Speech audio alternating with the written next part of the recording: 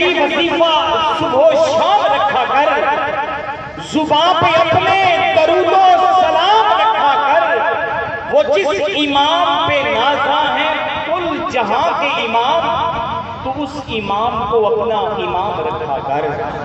ملتمس ہوں جگر گوشہ نازِ جہاں فخر السادات صاحبزادہ سید محمد فراز شاہ مشہدی قادری دامن قادر قدسیہ، حضور خطاب دل نواز سے سرفراز فرما کر ہماری تسکین قلوب کا سامان کریں۔ نعرہ تکبیر، نعرہ رسالت،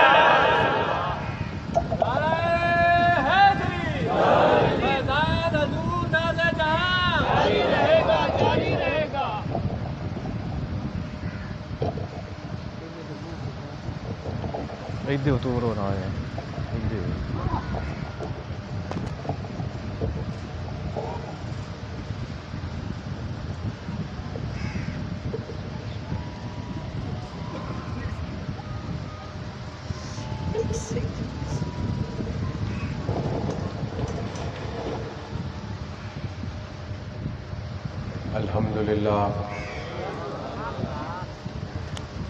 الحمدللہ رب العالمین والعاقبۃ للمتقین والصلاة والسلام علی سید الانبیاء والمرسلین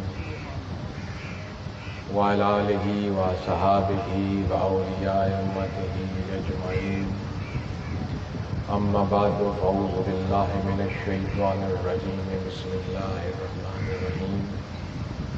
قل ان کنتم تحبون اللہ فاتبعونی یحببکم اللہ۔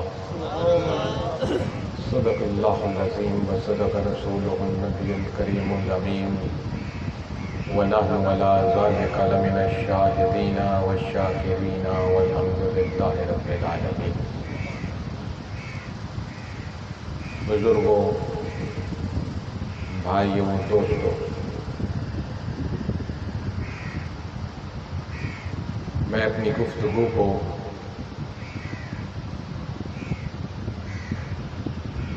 بیس پچیس منٹ کے اندر سمیٹنے کی کوشش کروں گا، کیونکہ اس کے بعد آپ نے لنگر بھی تقسیم کرنا ہے، صلاۃ العصر بھی ادا کرنی ہے، اور سفر کر کے اپنے اپنے گھروں کو بھی جانا ہے۔ ویسے اتنا کوئی کم وقت بھی نماز عصر میں نہیں ہے، 5:30 پونے 6 بجے تک آرام سے پڑھی جا سکتی ہے آج کے دن میں عصر، لیکن ہم نے بھی واپس سفر کرنا ہے، اس لیے مختصر گفتگو کروں گا اور جامع چند باتیں کر کے آپ سے اجازت کروں گا۔ قرآن مقدس کے جو میں نے الفاظ آپ کے سامنے پڑھنے کا شرف حاصل کیا ہے اور آپ نے سننے کا شرف حاصل کیا ہے، اللہ رب العزت نے اس میں ایک اعلان عظیم فرمایا، لیکن اعلان عظیم فرمانے کا انداز ایک انوکھا اختیار کیا۔ میں کوئی اعلان کروں، میں اپنے طرف سے شروع کرتا ہوں کہ میں یہ اعلان کر رہا ہوں، لیکن میں اس ساتھ والے کو کہوں بھائی تو کر، بھائی تو کر، تو فرق ہو گیا۔ میں دوسری صورت یہ ہو سکتی ہے کہ میں موجود نہ ہوں اور اپنے کسی نمائندے کو کہوں کہ بھائی تو جا کے میری طرف سے اعلان فرما دے، تو بات بنتی ہے۔ لیکن اگر میں ہوں اور میں نے کوئی گفتگو کرنی ہوں اور میں کہوں بھائی میں نہیں کر رہا تم کرو، بات میری ہے، لکھ کے دوں کر توں، بات میری ہی ہے، حکم میرا ہی ہے، اور لکھ کے بھی دے رہا ہوں، کہیں لفظ اوپر نیچے نہ ہو جائیں۔ ایک ہوتا ہے کہہ دوں جاؤ اعلان کر رہا ہوں، ایک ہوتا ہے بھائی دو میں قلم کاغذ میں لکھ کے دوں یہ لفظ بولنا، ہاں جی، اور وہ اعلان کرتا ہے میں نہ ہوں تو ٹھیک ہے، لیکن بیٹھا بھی میں ہوں پاس، سبحان اللہ، بہت بڑی اور موجود ہوں، بہت بڑی، اور پھر بھی کسی کو کہوں بھائی جا لفظ بھی میرے ہیں لیکن اعلان تو کر، اللہ اعلان تو کر، موجود بھی ہوں، اور اعلان کر کے تو کر۔ اب میں آپ سے پوچھتا ہوں، اس کائنات کے اندر کوئی ذرہ، کوئی خطہ ایسا ہے جہاں رب نہیں ہے؟ کیا اللہ صرف کعبے میں ہے؟ کیا اللہ صرف مسجد میں ہے؟ کیا اللہ شمال میں ہے، جنوب میں ہے، مشرق میں ہے، مغرب میں ہے، عرش پر ہے، فرش پر ہے، پانی کی تہ میں ہے، آپ کے اور میرے دل میں ہے، آپ کے میرے خیالات میں ہے، چرند پرند حیوانات میں ہے، کائنات کے ذرے ذرے کے اندر رب ہے، کوئی جگہ اس سے چھپی ہوئی نہیں، اور ہر جگہ پر وہ موجود ہے۔ اور پھر کیا کہہ رہا ہے؟ رب نے فرمایا قل ان کنتم۔ اب اس پر آپ نے غور کرنا ہے۔ رب فرما سکتا تھا کہ جس نے میرا محبوب بننا ہے وہ اتباع کرے مصطفیٰ کریم کی، یہ رب فرما سکتا تھا، لیکن اللہ رب العزت نے یہ نہیں فرمایا۔ اللہ نے کہا اے محبوب تو کہو، تو اپنی زبان سے کہے، قل ان کنتم، کہ تو اپنی زبان سے کہے کہ اگر یہ دعوے کرتے ہو کہ میں رب سے محبت کرتا ہوں تو آؤ پہلے اتباع کرو قل کہنے والے کی۔ سبحان اللہ، سبحان اللہ، سبحان اللہ، سبحان اللہ۔ مقام و مرتبہ ہے، صرف یہی نہیں، دوسری جگہ پر مقام محبوبیت وہ دکھایا، یہاں تو صرف حکم دیا کہ اگر میرے محبوب بننا چاہتے ہو تو اتباع کرو مصطفیٰ کریم کی، اور نہیں فرمایا خود زبان اقدس سے، اور کہا کہ زبان بھی تیری اور کہنا بھی تیرا، قل کہے اے حبیب تو۔ سبحان اللہ، سبحان اللہ۔ اور جب دوسری جگہ پر باری آئی یہ بات کہنے کی کہ میں آحد ہوں، میرے جیسا کوئی نہیں، میں نہ کسی سے پیدا ہوا ہوں نہ مجھ سے کوئی پیدا ہوا ہے، تو وہ بھی نہیں فرمایا کہ انا احد میں ایک ہوں، فرمایا قل ہو واللہ احد، کہہ دے کہ وہ احد ایک۔ نعرہ تکبیر، نعرہ رسالت، نعرہ حیدری، آستانہ عالیہ حضرت سید محمد عبداللہ شاہ صاحب قادری، فیضان حضور ناز جہاں۔ کیا رب کو کسی کا ڈر تھا؟ کیا ضرورت ہے اس کو؟ وہ تو اللہ الصمد ہے، کہہ دیتا انا احد، میں ایک ہوں۔ احد اور وحد میں تھوڑا سا فرق ہے، میں ایک کہہ رہا ہوں، احد کا مطلب ہوتا ہے اس جیسا کوئی نہ ہو صفات میں، اور واحد کہتے ہیں ایک کو، اور احد کہتے ہیں کہ وہ جو ایک ہے اس جیسا کہیں اور ہو ہی نہ۔ تو رب واحد نہیں ہے، رب احد ہے۔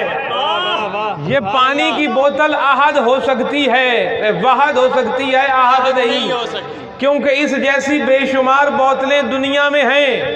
یہ مائکرو فون یہاں واحد ہو سکتا ہے، احد نہیں، کہ اس جیسے اور مائکرو فون بھی ہیں۔ تم اور میں یہاں واحد ہو سکتے ہیں، احد نہیں ہو سکتے، کیونکہ ہمارے جیسے اور انسان بھی ہیں۔ رب نے فرمایا قل هو واللہ احد، کہ میں اے حبیب یہ نہیں کہہ رہا انا احد کہ میں رب احد ہوں، کہ مجھ جیسا کوئی اور میری صفات میں میرے جیسا ہے ہی نہیں، بلکہ تو کہہ دے قل هو واللہ احد کہ میرا رب احد ہے۔ سبحان اللہ۔ اپنی توحید کا اعلان بھی اللہ نے اپنے محبوب کی زبان سے فرمایا، اور فرمایا بھی اس طرح نہیں کہ میرے رب نے کہا ہے انا احد، بلکہ میرے رب نے کہا قل هو واللہ احد کے ہٹ کے رب نے کہا اے حبیب تو کہے۔ میں رب نہیں کہتا کہ میں احد ہوں، اے حبیب تو اپنی طرف سے کہے، اپنی زبان سے بول کہ رب ایک احد ہے، کیونکہ رب کیسا احد ہے کسی نے وہاں تک پہنچنا ہے تو ڈھونڈنا ہے تو اسی مصطفیٰ کے ذریعے پہنچنا ہے۔ رسول اللہ کے بغیر احد کہیں سے ملنے والا نہیں، نہ کعبے میں، نہ مسجد میں، نہ مندر میں، نہ کلیسا میں، نہ گرجے میں، نہ نماز میں، نہ روزے میں، نہ زکوٰۃ میں، نہ حج میں، نہ مشرق میں، نہ مغرب میں، نہ شمال میں، نہ جنوب میں، نہ پانی کی گہرائیوں پہ، نہ خلا میں۔ رب ملنا ہے تو مصطفیٰ کے قدموں سے چپٹنے سے ملنا ہے۔ اور مصطفیٰ کے قدم کیا ہیں؟ قل ان کنتم تحبون اللہ، تابع داری اتباع مصطفیٰ کی مصطفیٰ کے قدم ہے۔ کوئی مصطفیٰ کے اتباع میں آ جائے گا، رب کہے گا جا جس کی اتباع کر رہا ہے میں نے تجھے بھی محبوب بنایا۔ سبحان اللہ، سبحان اللہ۔ اس محبوب کی شان جس کی اتباع جو کر لے، اتباع کہتے ہیں پیروی، جی اس شان والے کی جو پیروی کر لے، اللہ نے فرمایا میں اس کو بھی اپنا محبوب بنا لوں گا۔ نماز، روزہ، زکوٰۃ، حج، باقی جتنے حقوق اللہ اور حقوق العباد ہیں تو سارے کے سارے پوری زندگی ادا کر، لیکن اس طرح نہ کر جو اتباع مصطفیٰ ہے۔ تیری کوئی نماز ہی نہیں۔ اللہ اکبر۔ یہ مسجد ہے نا، مسجد کا رخ کدھر کیا ہوا ہے آپ نے؟ مکہ شہر کی طرف۔ ہاں جی، اب ہم میں سے کوئی کہے اللہ تو ہر طرف ہے، یہ محراب اکھاڑو یہاں سے مشرق کی طرف لگاؤ، جنوب کی طرف لگاؤ، اللہ تو ہر طرف ہے بھائی۔ نماز اللہ کی، مسجد اس کا گھر، وہ ہر طرف ہے۔ کائنات دنیا کا کوئی ذرہ نہیں جدھر وہ نہ ہو۔ جو یہ عقیدہ رکھے کہ رب ہر طرف نہیں ہے وہ تو کافر ہو گیا۔ جو یہ عقیدہ رکھے کہ رب مشرق میں ہے مغرب میں نہیں ہے، کافر۔ جو یہ عقیدہ رکھے شمال میں ہے جنوب میں نہیں، کافر۔ جو یہ عقیدہ رکھے رب اوپر ہے نیچے نہیں، کافر۔ رب تو ہر طرف ہے، ہر طرف ہے، تیرے اور میرے اندر بھی رب ہی تو ہے۔ سبحان اللہ، سبحان اللہ۔ ہر شے اسی کے نور ہے، اسی کے جلوے ہیں۔ تو اب مسجد میں کوئی کھڑا ہو کے مولوی یا کوئی میرے جیسے گناہگار آدمی یا آپ جیسا کوئی گناہگار آدمی یہ کہے بھئی محراب تم نے مکے شہر کی طرف کیوں لگائی ہوئی ہے، وہ کھیڑو دوسری طرف لگاؤ، رب تو ہر طرف ہے۔ تو جواب کیا ہے؟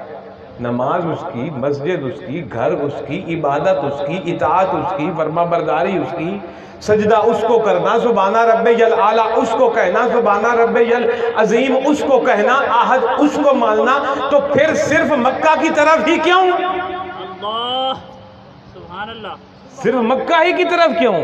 اس لیے کہ مکہ کی طرف رخ کر کے رب کو سبحانہ رب الاعلیٰ کہنا چاہت مصطفیٰ سبحان اللہ کیا ہے؟ چاہت مصطفیٰ ہے۔ اور اس چاہت مصطفیٰ کا نظارہ لوگوں نے عرب کی سرزمین پر دیکھا۔ 2 رکعت ظہر کی نماز پڑھی جا چکی، جی جی سبحان اللہ۔ رخ فلسطین کی طرف، نماز اللہ کی 2 رکعت نماز پڑھنی رہ گئی، 2 پڑھی جا چکی۔ 2 رکعتوں کے بعد دنیا اور آسمان و عالم نے کیا نظارہ دیکھا؟ نظارہ دیکھا کہ مصطفیٰ کریم نے دوران نماز ہی اپنا رخ پھیرا، اپنا رخ پھیرا۔ صحابہ نے ویسے ہی ہاتھ باندھے باندھے راستہ صاف کر دیا۔ کسی نے فتویٰ نہیں دیا نماز ٹوٹ گئی، نماز ٹوٹتی کس کی؟ سب نے ویسے کے ویسے ہاتھ باندھے راستہ دیا، سرکار چلے۔ کسی نے نہیں کہا امام تو چل پڑا، نماز گئی، اللہ کی تھی نماز۔ حضور پچھلی صف کے آگے کھڑے ہو گئے، پچھلوں نے ویسے ہی منہ پھیر لیا۔ پہلی صف آخری بن گئی، آخری پہلی بن گئی۔ باقی کی 2 رکعتیں پڑھی، سلام پھیرا۔ کسی نے نہیں کہا 2 ہوئیں 2 نہیں ہوئیں، کون سی 2 ہوئیں؟ سبحان اللہ، سبحان اللہ۔ پہلے 2 ہوئیں کہ بعد والی 2 ہوئیں؟ نہیں، کسی نے نہیں پوچھا، نہ کسی نے سوال کیا۔ پہلی 2 بھی ہو گئی کہ چاہت مصطفیٰ فلسطین کی طرف تھی۔ دوسری 2 بھی ہو گئی کہ اللہ نے فرما دیا میں تیرا چہرہ دوبارہ اٹھتا اٹھتا دیکھتا ہوں، اے حبیب تیری مرضی ہے، پھیر لے اپنا رخ، جدھر تیرا رخ ہم ادھر ہی ہوں، اور جو تیری اتباع میں پیچھے رخ پھیرے گا میں اس کے لیے بھی ادھر ہی۔ نعرہ تکبیر، نعرہ رسالت، نعرہ حیدری، فیضان حضور ناز جہاں، آستانہ علیہ سید محمد عبداللہ شاہ قادری، حزب الرحمان، حزب الرحمان، اب یہاں سوال یہ اٹھتا ہے، غور کرنا اس سوال پر کہ ٹھیک ہے اللہ کے رسول کی تو چاہت تھی کہ مسجد حرام کی طرف ہم منہ رخ کر کے نماز پڑھیں، کیونکہ یہودی اور عیسائی باقی لوگوں کے لیے وہ مقابل احترام مقدس جگہیں ہمارے لیے بھی مقدس ہے، لیکن اب کعبہ اس سے بڑھ کر مقدس ہو گیا، کیونکہ رسول خدا کی مراد اور چاہت وہ ہے۔ بیت المقدس بھی مقدس ہے ہمارے لیے، لیکن جو اس سے بڑھ کر مقدس ہو گیا، وہاں 25,000 نمازوں کا ثواب رہ گیا، ادھر 1,00,000 کا ثواب آ گیا، کیونکہ چاہت اور مراد مصطفیٰ یہ کعبہ تھا۔ لیکن چلو حضور کی تو پسند تھی کہ آپ کو جناب حکم ہوا تو فوراً آپ نے رخ پھیرا۔ میں پوچھتا ہوں جناب، وہ اللہ کو کیا ایمرجنسی ہو گئی تھی؟ 2 رکعتیں ختم ہونے کا انتظار نہیں ہو سکتا تھا؟ بھائی 2 رکعتیں پڑھی گئیں، اگلی 2 رکعتیں بھائی اس کی منشا و مرضی تو ہو گئی، جب حضور کی چاہت تو کب سے تھی، لیکن جب رب کی بھی منشا ہو گئی کہ ٹھیک ہے کعبہ بدلو، تو بھائی رب تھوڑی دیر انتظار کر لیتا، اس کو کون سی ایمرجنسی لاگو ہو گئی تھی کہ 2 رکعتیں ہوئی ہیں، 2 سلام پھرنے دو، سلام پھرنے کے بعد آیت نازل ہو جاتی، حضور اعلان فرما دیتے اب بھائی اگلی عصر کی نماز ہم نے مکہ کی طرف رخ کر کے پڑھنی ہے، بعد یہ بھی تو بنتی ہے، بن سکتی تھی بالکل۔ لیکن یہ کیا ایمرجنسی تھی کہ نماز کے اندر ہی آدھی نماز ہوئی تو فرشتے کو حکم صادر کیا، جا جبریل، اور ابھی میرے محبوب کو یہ خوشخبری سنا کہ رخ پھیرو اپنا۔ دوران نماز ہی رخ پھرانا یہ تھا مقام مصطفیٰ دکھانا، اور کل ان کنتم تحبون اللہ کو عملی تفسیر میں دکھانا کہ وہ اتباع ادھر تھی تو باری عبادت تھی، ادھر اتباع آئی تو میری عبادت ہے، میرے تو میں اس طرف ہوں، رخ مصطفیٰ جدھر پھرتا گیا رب ادھر آتا گیا۔ کل ان کنتم، اب کوئی بندہ اگر وہ مصلی اپنا مکے کی بجائے کہیں اور کر لے تو کیا کہو گے؟ بھائی وہ کہے گا نماز تو میری اللہ کی ہے تو ادھر میں منہ کر کے پڑھوں، آپ کو بھائی پاگل نہیں تو؟ اس کا جو کہے گا مجھے بتاؤ وجہ کیا ہے، اللہ تو ہر طرف ہے۔ آخرکار وہ یہی کہے گا، مولوی ہو پیر ہو کوئی نیک آدمی ہو، کہے گا بھائی رسول خدا نے ادھر منہ کر کے نماز پڑھی ہے۔ ان کی اتباع جو ہے جب تک نہیں ہوگی نماز قبول نہیں ہوگی، چاہے نماز میں خیال آ جائے تو کہتے ہیں جی نماز ہی نہیں ہوئی۔ بھائی جس کا نماز میں خیال آ جائے تیری نماز ٹوٹتی ہے، اس کی اتباع کے بغیر تیری قبول ہے؟ کر کھمو ادھر پاکستان سے مشرق کی طرف، شمال کی طرف، جنوب کی طرف، نماز نہیں قبول، تب قبول ہوگی جب اتباع مصطفیٰ میں ہوگی، اور جس کی اتباع سے نماز عبادت اور قبولیت کے مقام پر پہنچی، کیا اس کا خیال آنے سے نماز جائے گی کہ کامل ہوگی؟ سبحان اللہ، سبحان اللہ۔ صحابہ تو جناب حضور نبی پاک صلی اللہ علیہ وسلم ایک دفعہ مکے شہر مدینے سے تشریف دور لے گئے، آپ کو آتے ہوئے دیر ہو گئی، صحابہ نے خیال کیا کہ نماز پڑھ لیں ہم، حضور نے وہاں ادا کر لی ہوگی، اس وقت یہ فون تو ہوتے نہیں تھے اطلاع بھیجنے کے لیے۔ صحابہ نے نماز شروع کر دی، جماعت ہو گئی، جب جماعت ہو گئی تو سرکار پیچھے سے آ گئے، جب سرکار آ گئے تو صحابہ جو پچھلی صفوں میں کھڑے تھے ان کو اندازہ ہو گیا کہ سرکار آ گئے ہیں، اب نماز تو اللہ کی کعبے کی طرف منہ، اور دیکھنا ہے صرف سجدے سے لے کے پاؤں تک، اگر ادھر سے نظر اٹھائے جی تو نماز ٹوٹ گئی ہوئے۔ تو اس وقت اس صحابی نے پیچھے اس طرح کر کے تھوڑا سا کانی آنکھ کے دیکھا ہوگا تو اندازہ کیا نا کہ سرکار آئے ہیں، تو تیری اور میری صحابی جیسی نماز ہو سکتی؟ اس کی ٹوٹی۔ نبی پاک کا خیال بھی آیا ہوگا کہ حضور تشریف لے آئے ہیں، رستہ بنائیں، تو آج 1400 سال بعد اگر امتی کا خیال آئے تو نماز بھاگ گئی، اتنی کچی نماز۔ سبحان اللہ۔ انہوں نے اندازہ کیا حضور پیچھے تشریف فرما ہے، ان صحابہ نے ایسے ہاتھ باندھے باندھے راستہ چھوڑ دیا، آپ پچھلی آخری صف میں سے آتے آتے سیدھے پیچھے امام کے پاس آ کر کھڑے ہو گئے۔ جب امام کے پاس آ کر کھڑے ہوئے، امام قرات میں مصروف تھے، ان کو فوراً اندازہ نہ ہوا تو کیا ہے کہ سرکار پیچھے آ گئے ہیں، تو صحابہ نے پتہ کیا کیا؟ اس طرح ہاتھ باندھے ہوئے تھے نا، اس طرح بجائے ہاتھ.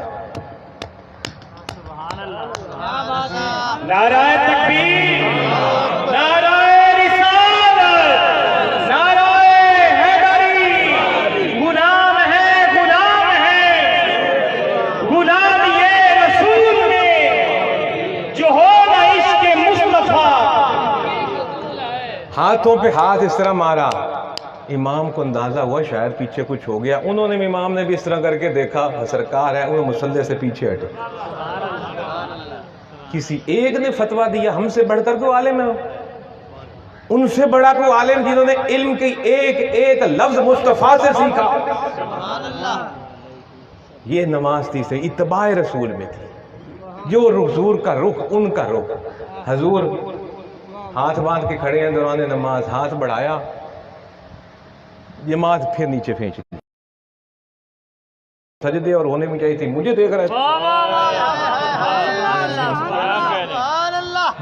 تو نے تو سجدے میں دیکھنا تھا اور دیکھنا تھا اپنے پاؤں تک. تو مجھے دیکھ رہا تھا، میرا ہاتھ اوپر گیا، نیچے کا جا تیری نماز نہیں ہوئی، دوبارہ پڑھ. سرکار نے کوئی نہیں کہا.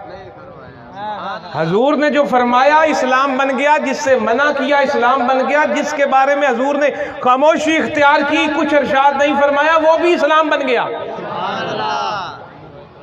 کیا کہنا، واہ واہ. انہوں نے سوال کیا، حضور ہاتھ اوپر گرے گیا ہے، نیچے لے آئے.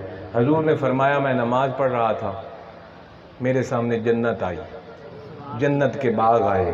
باغ میں کھجور کا درخت میں نے دیکھا، کھجور کے درخت پر کھجوریں لگی دیکھی. میں نے ہاتھ بڑھایا کھجور کو توڑ کے گچھا زمین پہ لے آؤں، پھر میں نے چھوڑ دیا کہ نہیں مناسب نہیں ہے لانا، اس لیے ویسے ہی خالی ہاتھ آ گیا.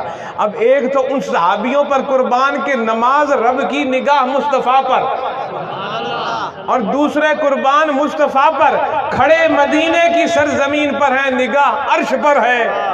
اور ہاتھ مدینے کی سرزمین سے بڑھا. تو اور میں ہاتھ بڑھائیں 5 فٹ چلا جائے گا، 6 فٹ چلا جائے گا، 8 فٹ چلا جائے گا. وہ مدینے کی سرزمین ہے. ہاتھ اٹھا تو کہاں گیا؟ عرش پر. اور جنت میں، اور جنت میں کھجور کے درخت پر، کھجور کے درخت پر لگے ہوئے کھجور کے گچھے پر کہ وہ ہاتھ جو مدینے سے چل کر، مدینے سے اڑ کر، مدینے سے اگر عرش پہ پہنچ سکتا ہے، جنت کے باغ تک پہنچ سکتا ہے، کھجور کے گچھے کو توڑ سکتا ہے، تو کیا تیرے اور میرے تک مسلح وسیلوں سے نہیں آ سکتا؟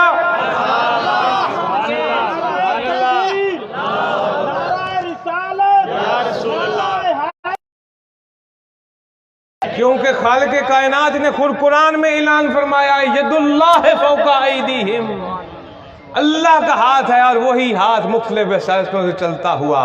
کبھی مولا علی کے روپ میں،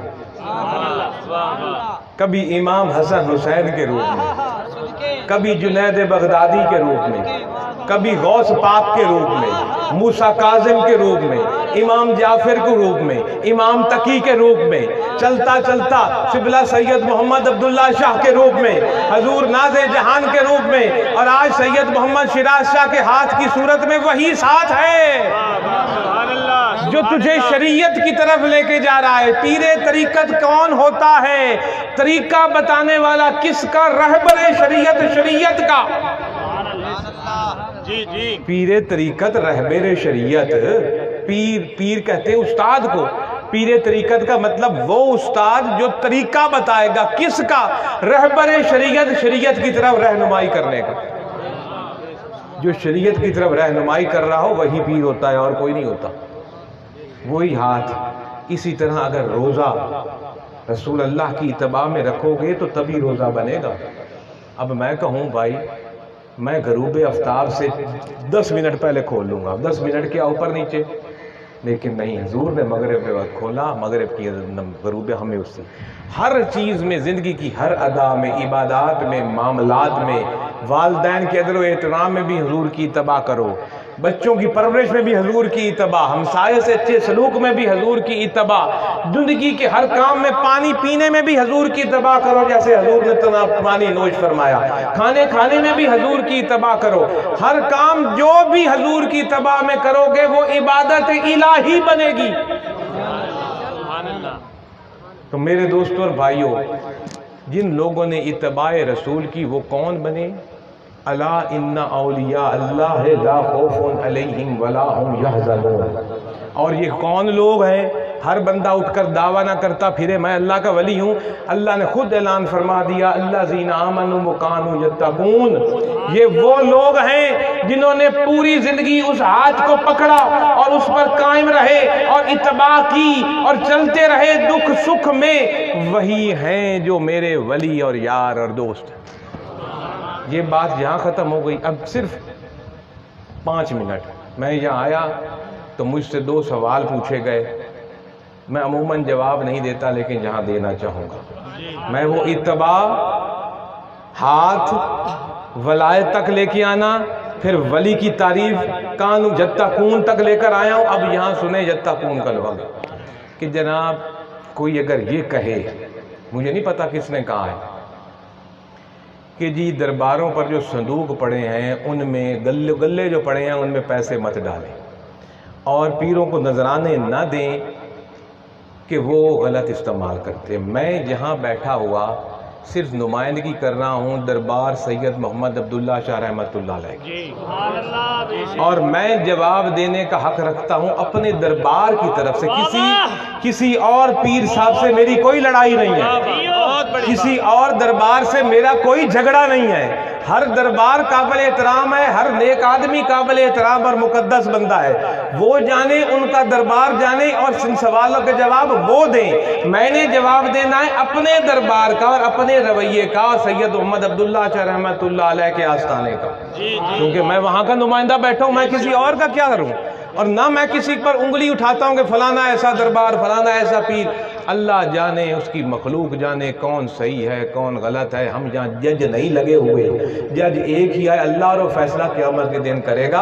हम सब ने इत्तबाए मुस्तफ़ा चलनी है और इत्तबा करने के लिए किसी कामिल का हाथ पकड़ना है, हमारी रहनुमाई कर इत्तबा करने में। तो पहली बात उस संदूक की, ओ क्या गल्ले की।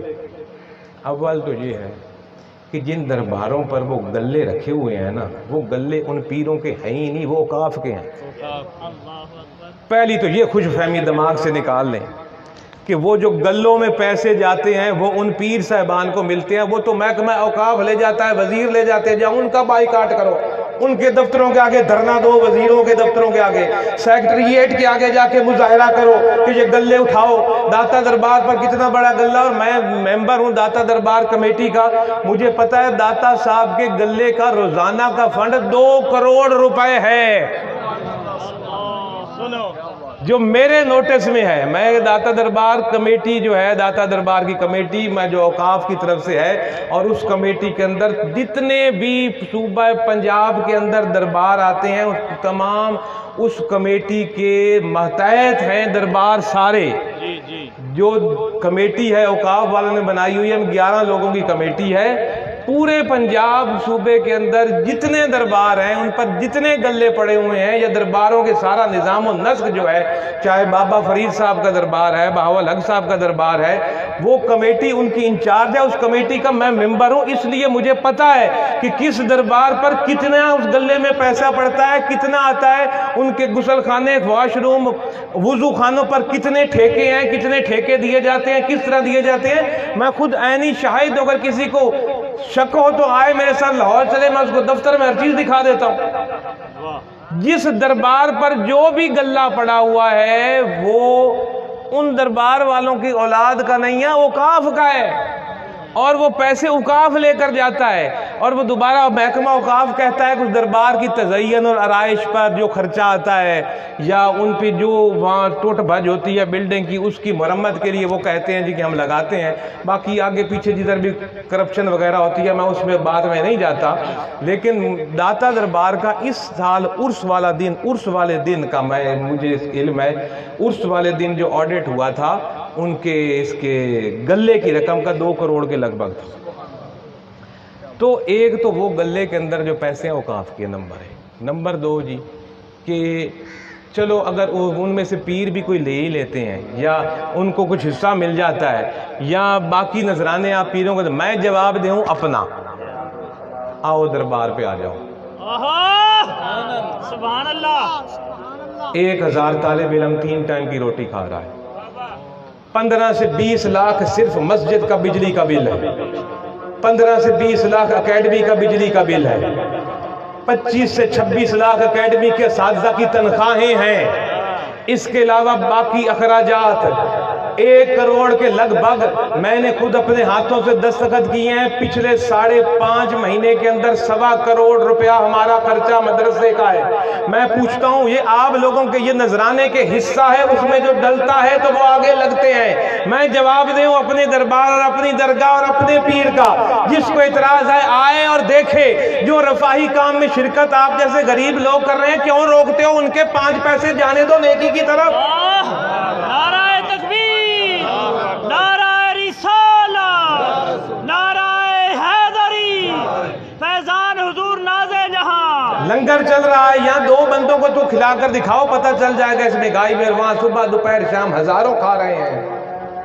کروڑوں روپے کا خرچہ صرف ایک دن کے عرس پر لنگر کا ہے۔ دربار پر آؤ، میں تمہیں کاغذ دکھاتا ہوں، گوشت کی قیمت، سبزی کی قیمت، ہر چیز کی قیمت۔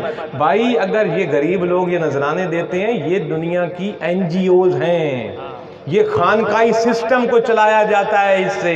میں اپنا جواب دے رہا ہوں، شاید باقی اور کچھ فہمی رکھتا ہوں کہ باقی پیر بھی ایسے ہی ہوں گے۔ میں کسی پیر پر انگلی نہیں اٹھانا چاہتا، میں ممبر رسول پر ہوں، اور رسول پر لوگوں کو جوڑا جاتا ہے، توڑا نہیں جاتا۔ اس ممبر پر بیٹھ کر محبت اور اتحاد اور اتفاق بانٹا جاتا ہے، فساد نہیں بانٹا جاتا۔ اس ممبر پر بیٹھ کر لوگوں کے دلوں میں محبت بٹھائی جاتی ہے، دوسروں کے خلاف نفرت نہیں بٹھائی جاتی۔ میں نمائندہ ہوں صرف اپنے دربار عالیہ کا، اور میں نے اس کا جواب دے دیا ہے۔ آپ کی اب مرضی ہو تو دیں، نہ کبھی آپ سے آپ کے مرشد نے مانگا تو نہیں، جب نہیں مانگا تو نہ دیں، میں ابھی نہیں مانگ رہا۔ خدا گواہ ہے، اس ممبر رسول پر بیٹھا ہوں، قسم نہیں اٹھاتا، کیونکہ قسم جھوٹے اٹھاتے ہیں، سچے کی زبان ہی قسم ہوتی ہے۔ یہ حضور ناز جہاں فرمایا کرتے تھے، میں نے پوری زندگی حضور ناز جہاں فرماتے تھے میں نے قسم نہیں اٹھائی، اس لیے کہ قسم کوڑا اٹھاتا ہے، سچا ہمیشہ کہتا میں جو بول رہا ہوں مجھے قسم اٹھانے کی کیا ضرورت ہے، میں سچ بولا ہے ہمیشہ۔ تو میرے دوستوں اور بھائیوں، کبھی اس دربار سے آپ کی کسی نے پیسہ نہیں مانگا، میں اپنا جواب دے رہا ہوں۔ میں یہاں آیا ہوں، میں نے اپنی کبھی کسی تقریر کے کسی سے پیسے نہیں مانگے۔